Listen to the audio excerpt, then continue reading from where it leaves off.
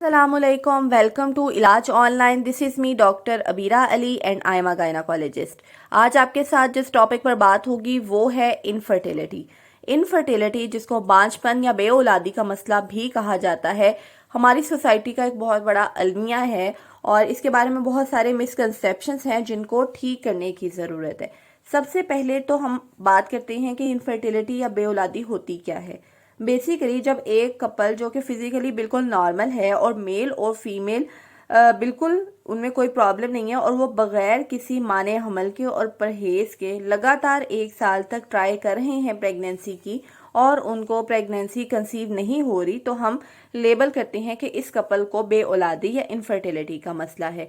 अब इसमें 1 साल का अरसा बहुत ज़रूरी होता है. 1 साल से पहले आप इनफर्टिलिटी नहीं कह सकते. जैसे अगर किसी कपल की शादी को सिर्फ 7 माह हुए हैं और प्रेगनेंसी नहीं हो रही तो उस कपल को हम बेऔलाद नहीं कह सकते. अब इसमें 1 साल से पहले उनको किसी भी किस्म के इलाज की या रिपोर्ट्स की ज़रूरत नहीं होती.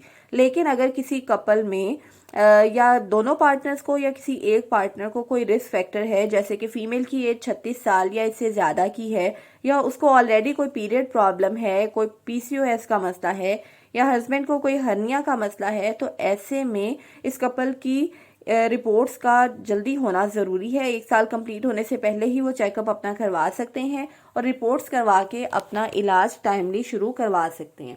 अब हमारे पास क्लिनिक में जब कोई इनफर्टाइल कपल आता है तो सबसे पहला स्टेप होता है उनकी हिस्ट्री. फीमेल की हिस्ट्री ली जाती है, उनसे उनके पीरियड्स के बारे में पूछा जाता है कि उनके पीरियड्स रेगुलर हैं, इसमें कोई प्रॉब्लम तो नहीं है, उनको कोई वेजाइनल डिस्चार्ज का प्रॉब्लम तो नहीं है, कोई वेट गेन या वेट लॉस की हिस्ट्री तो नहीं है, या वो कोई ऑलरेडी मेडिसिन तो नहीं यूज़ करी जैसे कि एंटी डिप्रेसेंट्स, या उनका कोई पेट का ऑपरेशन हुआ हो, या उनके बच्चेदानी में कोई रसोली हो. तो ये सारी हिस्ट्री ली जाती है. और इसी तरह से मेल की भी हिस्ट्री ली जाती है और उनकी एज के बारे में पूछा जाता है, उनका प्रोफेशन पूछा जाता है, उनकी पर्सनल हिस्ट्री ली जाती है, जैसे कि वो कोई स्मोकिंग तो नहीं करते, या ड्रग एडिक्शन की हिस्ट्री ली जाती है, और किसी सर्जरी की हिस्ट्री ली जाती है, कोई हर्निया की सर्जरी या फिर कोई मसाने की सर्जरी. और इसी तरह से बचपन में कोई इन्फेक्शन तो नहीं हुई उनको, जैसे कि कन पेड़े. और फैमिली हिस्ट्री बहुत इंपॉर्टेंट है, ये पूछना बहुत ज़रूरी है कि उनके दूसरे भाइयों की औलाद है या नहीं. तो हिस्ट्री के बाद बारी आती है एग्जामिनेशन की. मेल और फीमेल पार्टनर दोनों का एग्जामिनेशन किया जाता है ताकि अगर कोई फिजिकल कॉज है इनफर्टिलिटी का तो इसको भी रूल आउट किया जा सके. फीमेल को गायनाकोलॉजिस्ट चेक करते हैं और मेल का एग्जामिनेशन हम करवाते हैं गुर्दे और मसाने के माहिर डॉक्टर यानी यूरोलॉजिस्ट से. और इसके बाद हम रिपोर्ट्स की तरफ आते हैं. तो एक ऐसा कपल जिसमें हस्बैंड वाइफ दोनों की पहली शादी है और औलाद नहीं हो रही, तो इसमें प्रेगनेंसी ना होने की बड़ी वजह हस्बैंड की रिपोर्ट्स का ठीक ना होना है. तो हम रिपोर्ट्स में हस्बैंड की रिपोर्ट करवाते हैं जिसमें मेल का सीमन एनालिसिस कराया जाता है और सीमन में जरासीम की तादाद और इसकी खसूसियात को देखा जाता है. और फीमेल का हम अल्ट्रासाउंड करवाते हैं जिसमें अंडेदानियों को और बच्चेदानी को पूरा एग्जामिनेशन किया जाता है इसका. और इसी तरह से समटाइम्स हम ट्यूब्स का एक्सरे करवा के देखते हैं कि ट्यूब्स ओपन है या नहीं. तो तकरीबन 30% केसेस में इनफर्टिलिटी की वजह हस्बैंड की कोई फिजिकल कॉज या फिर उनकी रिपोर्ट्स में कोई प्रॉब्लम का होना होती है. और इसी तरह से 45% केसेस में हमल ना ठहरने की वजह फीमेल के एग्स का ना बनना, या फीमेल की ट्यूब्स की ब्लॉकेज, या फीमेल की यूट्रस यानी बच्चेदानी के प्रॉब्लम्स हैं.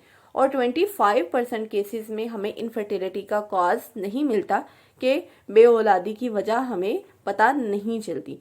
तो आप में से जिस कपल को इनफर्टिलिटी का मसला है वो बिना देर किए, अगर उनको 1 साल का अरसा हो गया है तो फ़ौरन डॉक्टर के पास जाएं और अपनी इनफर्टिलिटी को ट्रीट करवाएं, क्योंकि बढ़ती हुई उम्र के साथ मेल और फीमेल दोनों की फर्टिलिटी कम हो रही होती है. तो जितना आप यंग एज में इसका ट्रीटमेंट करवा लेंगे उतने ही प्रेगनेंसी के चांसेस ज़्यादा होंगे. आप में से जो से कपल्स इनफर्टिलिटी का शिकार हैं, बेऔलादी का मसला है जिनको, वो हमसे भी अपना प्रॉब्लम डिस्कस कर सकते हैं और स्क्रीन पर दिए गए नंबर पर कांटेक्ट करके वो घर बैठे हुए अपना इनफर्टिलिटी का इलाज करवा सकते हैं और अपने बेऔलादी के मसले के बारे में हमसे रहनुमाई ले सकते हैं. मैं आपको गाइड करूंगी कि आपको अपनी इनफर्टिलिटी के लिए क्या ट्रीटमेंट लेना चाहिए और किस तरह से हम आपके इस बेऔलादी के मसले को ठीक कर सकते हैं। तो अपना बहुत सा ख्याल रखिएगा और मुझे दुआ में याद रखिएगा। अल्लाह।